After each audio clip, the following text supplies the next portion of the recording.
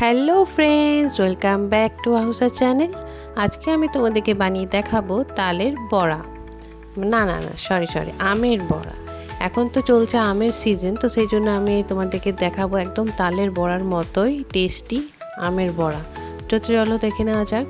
এটি বানানোর জন্য সবার প্রথমে আমি এখানে নিয়ে নিয়েছি আম। একটা পাকা আম নিয়েছি, সেটাকে একটু আমি ভালো করে ম্যাশ করে নিচ্ছি।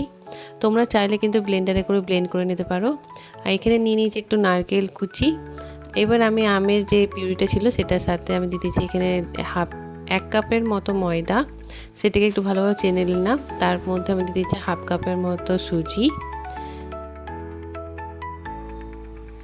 এখন আমি এর মধ্যে দিয়ে দিয়েছি নারকেল কুচিটা,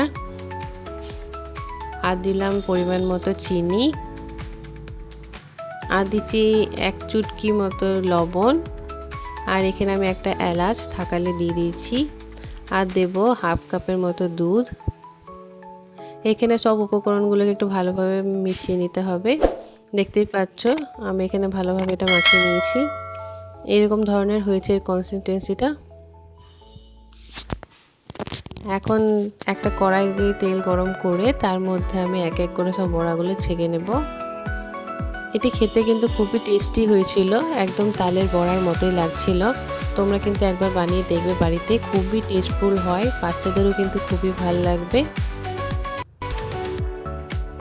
আমার রেসিপিগুলো যদি তোমাদের ভালো লেগে থাকে তাহলে কিন্তু অবশ্যই লাইক, কমেন্ট এবং সাবস্ক্রাইব করতে ভুলবে না।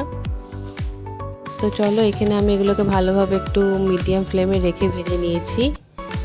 দেখো আমার এখানে তালের বড়াগুলো কিন্তু পুরোপুরি রেডি হয়ে গিয়েছে। আশা করি তোমাদের রেসিপিটি ভালো লেগে থাকবে।